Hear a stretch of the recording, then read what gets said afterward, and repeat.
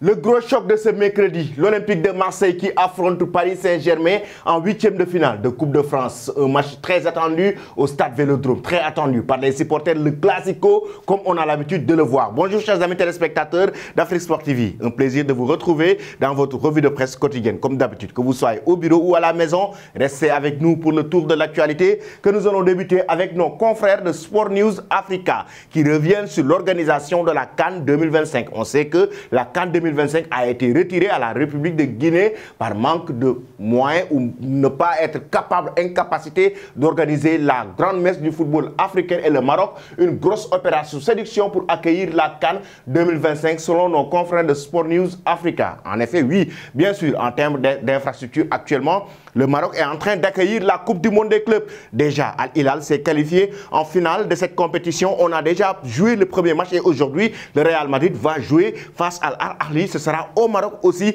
Ça veut dire qu'en termes d'infrastructure, le Maroc est en train de séduire le monde du football. Déjà, la FIFA avec la Coupe du Monde des clubs. Mais on sait que le journal, le Sport News Africa nous revient sur les infrastructures, non seulement sportives, mais comment le Maroc peut accueillir cette compétition en termes d'infrastructure, en termes d'hôtels, en termes d'organisation pour la CAN 2025. Donc c'est une opération séduction et pour le moment il faut rappeler que l'Algérie aussi veut organiser cette compétition. Il y a El Hadji Diouf qui a dit récemment que l'Algérie peut même organiser la Coupe du Monde après l'organisation du championnat d'Afrique des Nations. Nous allons, chers amis, en Italie pour parler de la rencontre entre la Juventus et Salernitana. La Juventus de Turin qui a été tout récemment sanctionné par la Serie A et des points qu'ils ont perdus donc pour occuper la 10e place, et la Juve actuellement a décroché une belle victoire. La Gazzetta dello Sport à la une, on nous dit que c'est le festival de Vlahovic qui a enregistré un doublé dans cette rencontre. Vlahovic donc qui permet à cette équipe de la Juventus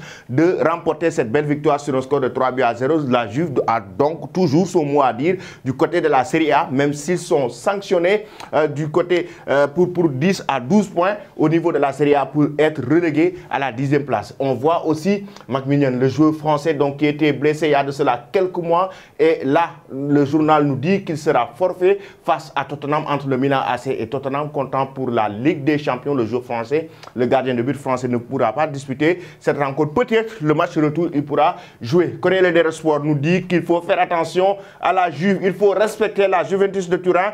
Oui, parce que là ils ont toujours quelque chose à dire dans cette compétition qui est la Serie A, vu les prestations. Si ce n'était pas cette relégation, si ce n'était pas cette sanction de la Serie A, aujourd'hui la Juve pourrait même rivaliser avec Napoli pour essayer de décrocher le titre de Scudetto. Nous allons, chers amis, en Espagne pour évoquer maintenant la rencontre qui va opposer le Real Madrid à Al Ahly, comptant pour les demi-finales de la Coupe du Monde des clubs. Et oui, Marca nous dit, avec sa couronne, Madrid a commercé au travers El Mundo, le Real Madrid, pour manger encore le monde. Oui, c'est ce que titre le journal Marca. De l'autre côté, le journal AS, les rois du monde. Oui, on vous l'avait dit, ce sera Al Ahly. Al Ahly, comme vous l'avez vu avec cette image, oui, le gardien de but égyptien, Mohamed El Shawaini, sera le portier d'Al Ahly. Il a toujours été le portier d'Al Ahly depuis quelques temps. Et oui, c'est un très grand gardien de but, le gardien numéro 1 de l'équipe nationale égyptienne. Beaucoup pensaient que c'est Mohamed Abou Gabal. Et non, ce n'est pas Abou Gabal, c'est El Shawaini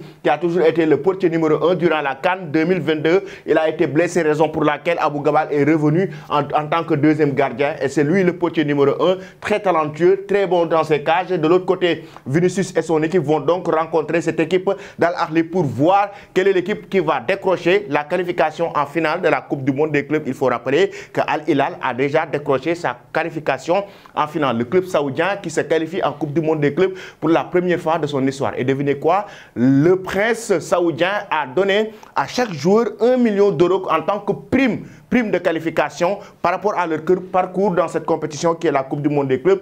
Et on verra. Dites-nous en commentaire, est-ce que le Real Madrid va battre Al Ahly pour décrocher sa qualification? Je rappelle que le match, chers amis, se joue du côté du Maroc. Nous allons toujours rester en Espagne cette fois-ci avec la presse catalane qui revient sur les objectifs du FC Barcelone. Les 3 priorités selon le journal Mundo Deportivo. Oui, effectivement, Yannick Carrasco, donc, qui fait partie des priorités du club catalan.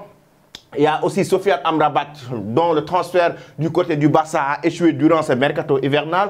Il y a Victor Roque, effectivement, Victor Roque, oui, le joueur brésilien qui évolue dans le championnat brésilien actuellement. On l'avait évoqué dans la revue de presse la semaine dernière, qui fait partie des priorités du Barça. Et le journal Sport nous dit que Victor Roque et le Barça sont en pleine négociation, effectivement, parce que le club catalan est prêt à mettre sur la table une somme de 30 millions d'euros pour décrocher le jeune joueur de 17 ans, l'attaquant brésilien, capable de jouer sur les côtés, mais polyvalent, très talentueux, qui pourrait donc signer du côté du Barça. Sans oublier que le fils de Ronaldinho vient aussi de rejoindre le club catalan. Ça veut dire que le Barça est en quête de très grand talent pour essayer de continuer sa progression. Chers amis, nous allons terminer ce journal avec ces deux hommes. Oui, le Paris Saint-Germain est sur le point de signer le contrat de Lionel Messi. La Pulga a refusé de prolonger son contrat du côté de la capitale française depuis la Coupe du Monde Qatar 2022. Et pourquoi? Peut-être qu'il attend la fin de la saison pour voir est-ce qu'ils vont continuer à jouer la Ligue des Champions cette saison, est-ce qu'ils seront éliminés ou pas, est-ce qu'il a envie de rester au sein de la capitale.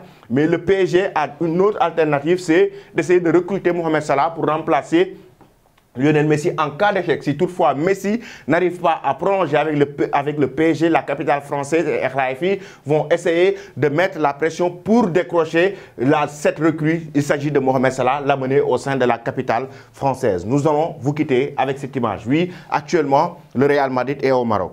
Et là, Walid Regragui, l'entraîneur du Maroc, est parti pour rendre visite à Carlo Ancelotti, l'entraîneur du Real Madrid. Peut-être, certainement. C'est son idole, certainement. C'est une référence pour lui. C'est un très grand entraîneur et lui, c'est un jeune entraîneur. Merci. Chers amis, restez connectés sur Afrique Sport et bonne journée.